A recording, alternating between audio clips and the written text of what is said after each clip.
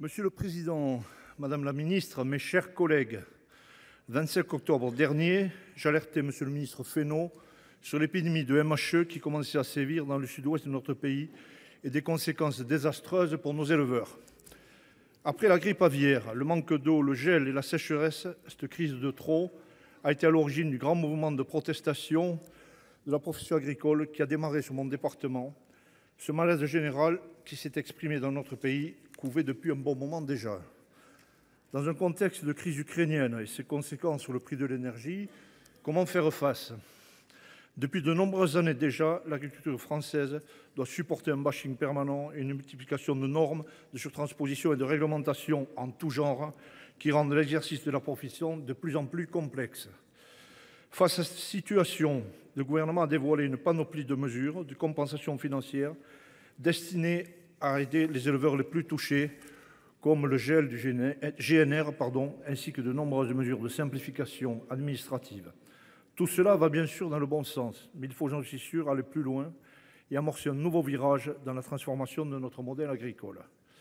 Le projet de loi d'orientation de l'avenir de l'agriculture doit être un excellent véhicule pour changer de cap et donner à notre politique agricole les moyens de retrouver sa première place européenne. Arrêtons le démantèlement de la ferme France. Après quelques années d'observation, nous avons pu constater les dégâts causés par certaines mesures dites vertes qui partent parfois d'un bon sentiment, mais s'avèrent à la sortie mortifères pour nos exploitants. Oui, il faut diminuer nos épandages de pesticides et optimiser la gestion de l'eau, mais il serait souhaitable que l'on parle plus souvent aussi des progrès réalisés dans ce domaine. L'écologie punitive, qui n'a à la bouche que les mots interdire ou supprimer, n'a plus sa place autour des tables de discussion. Cessons d'écouter les Khmers verts, les adeptes de la décroissance ou de la lampe à huile.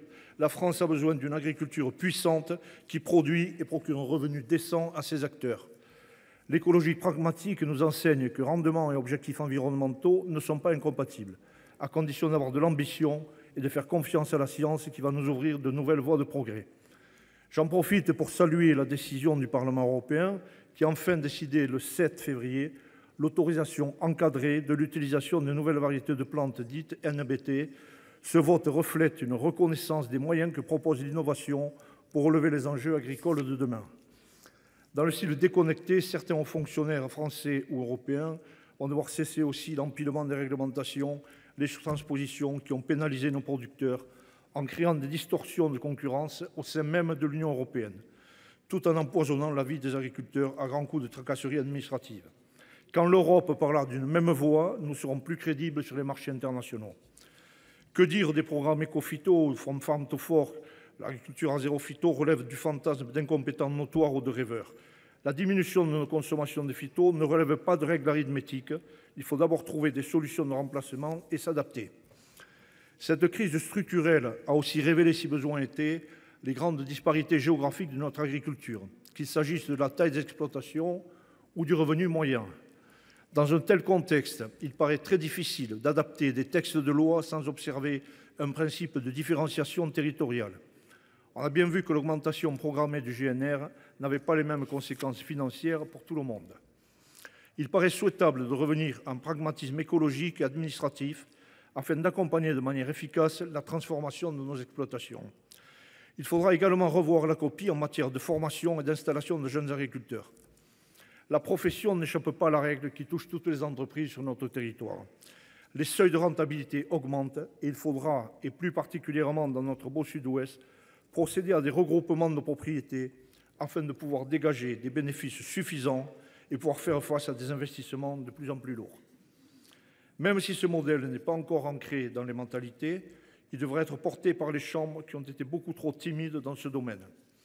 Continuons à agir pour une meilleure répartition de la valeur ajoutée dans la suite des Galines. D'ici 10 ans, un tiers des agriculteurs sera parti à la retraite.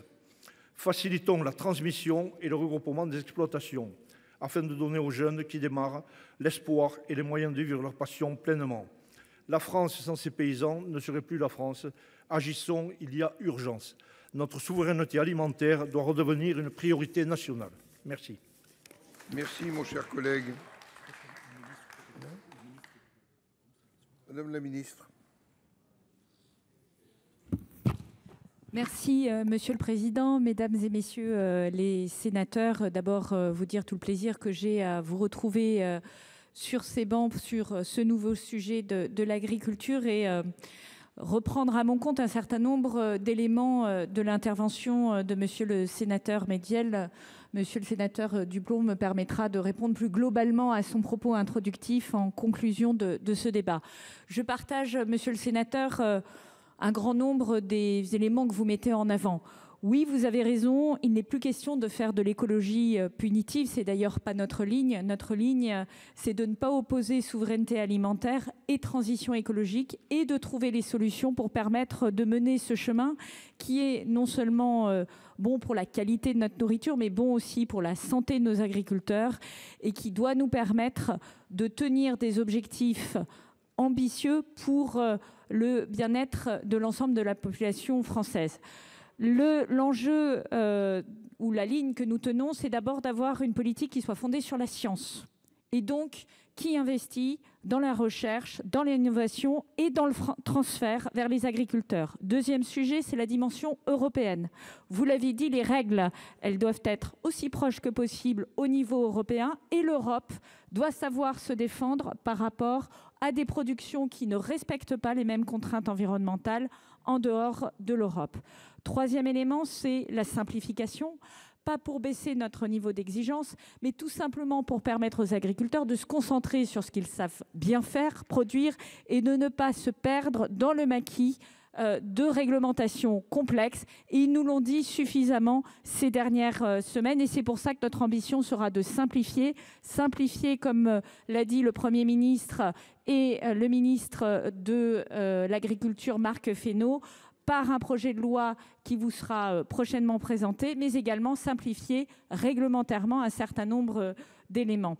Enfin, vous l'avez pointé, le grand enjeu, c'est le renouvellement des générations. Nous allons lancer un service, France Service Agriculture, qui permettra et facilitera ces installations dans toute leur diversité et dans toute la diversité des cultures, de l'élevage et des territoires.